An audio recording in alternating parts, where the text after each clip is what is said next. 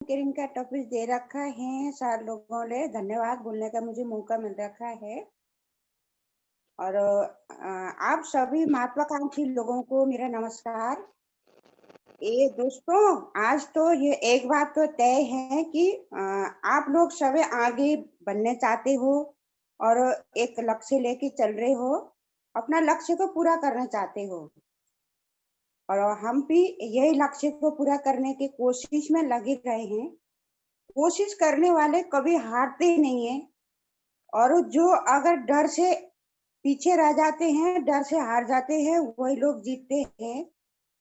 और सुनने में तो आता है कि अगर सब कुछ ईश्वर ले तो हमें ज्ञान के लिए तो एक ज्ञान का पात्र तो बना रखा है, पर ज्ञान पाने के लिए भी और एक अच्छे दोस्तों की जरूरत होती है, अच्छे लोगों की जरूरत होती है। आज दुनिया में यही करते हैं, अच्छे लोगों को पीछे छोड़ देते हैं, बुरे लोगों की संगत करते हैं। और ज्यादातर तो बुरे लोगों के ही संगत में रंग जाते हैं लोग। और इसीलिए पीछे रह जाते हैं। हमें आगे बढ़ना है तो अच्छे लोगों का हमने दोस्ती करना है, अच्छे लोगों का संगत करके, अच्छे लोगों का हमने बातें सुन के, अच्छे लोगों को सुन के और उनके कहने में हम चल के आगे हम बढ़ सकते हैं अपना लक्ष्य पाने के लिए। तो आज सब लोगों को हमने जानते हुए, सुनते हुए और यहाँ तक हम आ रखे हैं, तो आगे भी जाने का हम पूरी कोशिश करेंगे, प्रयास करेंगे। और देखिए दोस्तों, आज हमें इस जूम मीटिंग में हम बैठे हुए हैं और ऐसी जगह आप सब लोग ऐसी जगह बैठे हैं, बैठ जाए कि जैसे कहीं शोर शराबा ना हो।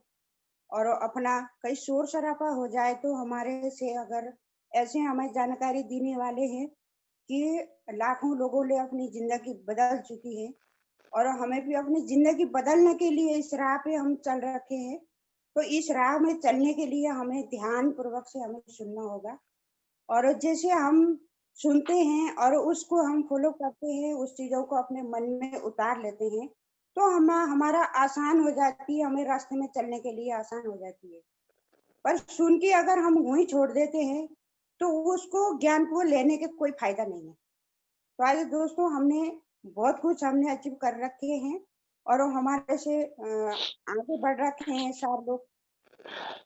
जितना हम सर लोगों को सुनते हैं उतने हम अपने ज्ञान में, अपने दिमाग उसमें उतार लेते हैं, तो हमें आगे बढ़ने का हमें मौका मिल जाता है।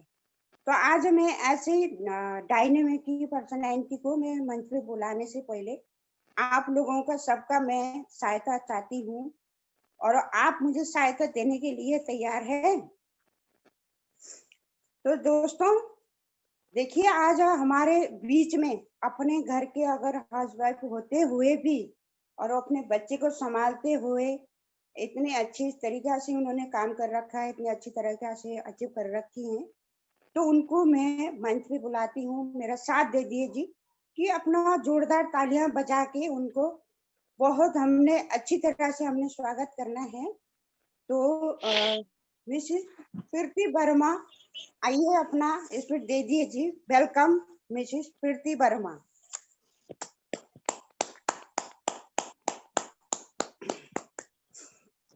बहुत बहुत धन्यवाद मैम, मुझे इतने अच्छे तरीके से बुलाने के लिए।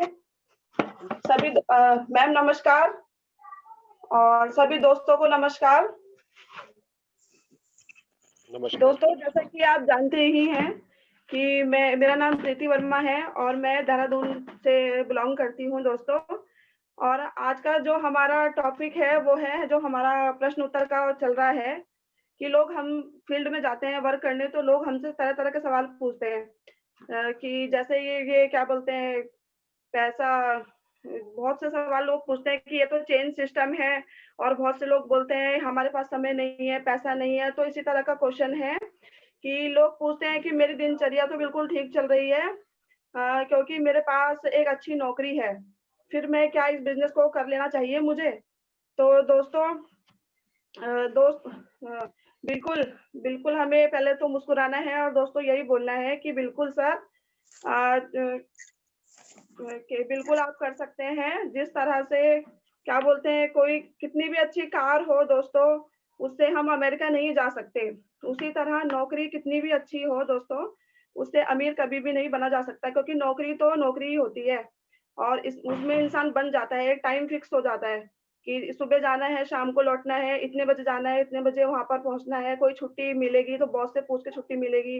हर तरह से इंसान बन जाता है और क्योंकि अमीर वही आदमी बन सकता है जो केवल हार्ड वर्क तो कर ही रहा हो और स्मार्ट वर्क भी कर रहा हो दोस्तों। जैसे हमारा बॉस है, जहाँ हम लोग जॉब करते हैं कहीं कोई भी है कहीं जॉब करता है तो वो जो वहाँ का जो बॉस होता है, मालिक होता है, वो स्मार्ट वर्क कर रहा है क्योंकि उसके अंडर बहुत सारे लोग काम कर रहे हैं।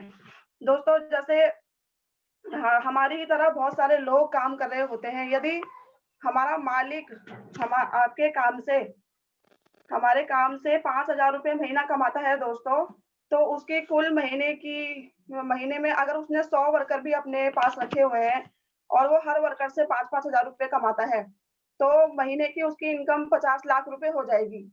और आपको मैं एक और बात बताना चाहती हूँ दोस्तों, मान लीजिए कि हमारे जॉब करियर में हमने 10,000 रुपए से 10,000 महीने से शुरुआत की है इनकम से, तो मैं दावे से कह सकती हूँ दोस्तों ये बात कि 10,000 रुपए महीने से हमने अपनी जॉब करियर की शुरुआत की है।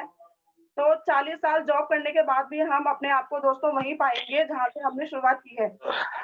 हर महीने जितनी महीने के हिसाब से तो नहीं, साल के हिसाब से ही हमारी सैलरी बढ़ेगी। तो हर साल में मान लें 10,000 में कुछ सैलरी हमारी बढ़ भी जाती है, तो महँगाई भी तो उसी हिसाब से बढ़ेगी ना और महँगाई भी उस हिसाब से बढ़ती चली जाएगी।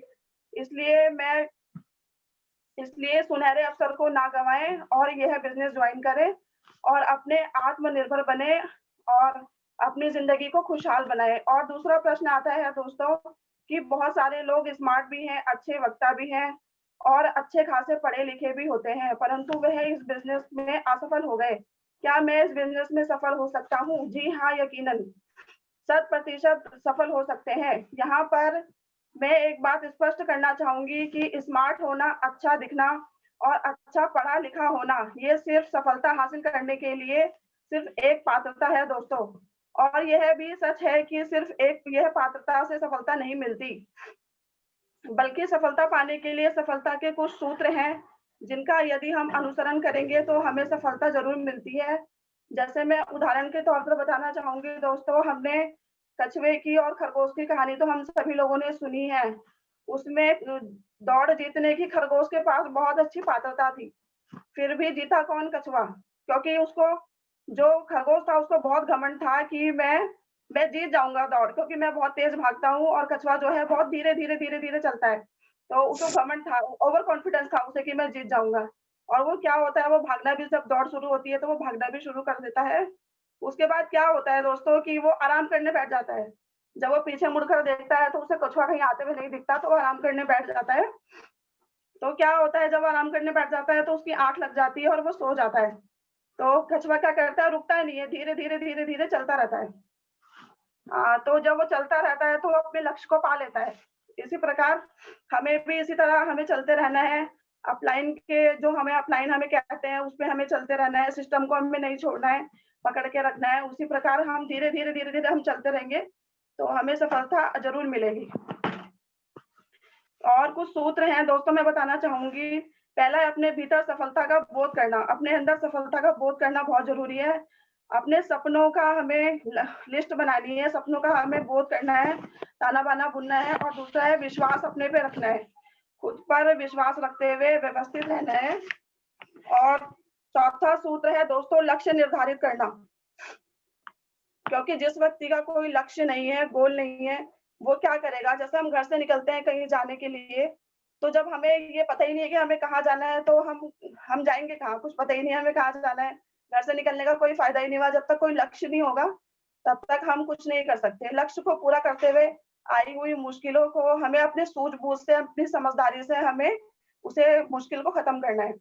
और छठा है लक्ष्य को पूरा करने के लिए बिना रुके निरंतर प्रयास करते रहना। सूत्रों का अनुसरण करते हैं। यदि हम दोस्तों इन सूत्रों का अनुसरण करते हैं, तो मैं दावे से कह सकती हूँ कि सफलता अति शीघ्र हमारे कदमों में होगी और इस इन सूत्रों को बहुत वृहद रूप से, विस्तृत रूप से जानने के लिए एक किताब भी लिखी गई है। उस किताब का नाम है सफलता के नए आयाम। मैं चाहूँगी दोस्तों दोस्तों इन्हें पढ़ें, इस किताब को पढ़ें, तो सफलता हमसे बचकर नहीं रह पाएगी।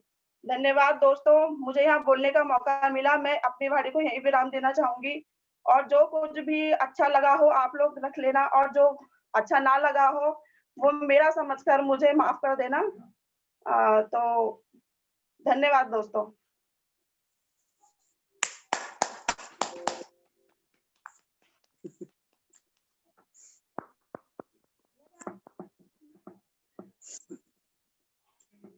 दर्शन सभी साथियों को इस प्यारी सी मीठी सी सुबह में उपस्थित सारे हमारे साथियों का हार्दिक अभिनंदन, बहुत बहुत स्वागत है। तो आज जो प्रीति वर्मा मैम ने जो भी हमें मोटिवेशन दिया बहुत अच्छा लगा और ऐसे ही वक्ता उभर के आते रहेंगे, हमको मोटिवेशन मिलता रहेगा और एक न एक दिन हम सब साथी कामयाब होंगे, ऐसा मैं भगवान से प्रार्थना करता हूँ और एक अच्छी राह पे चल पड़ेंगे और चल भी रहे हैं।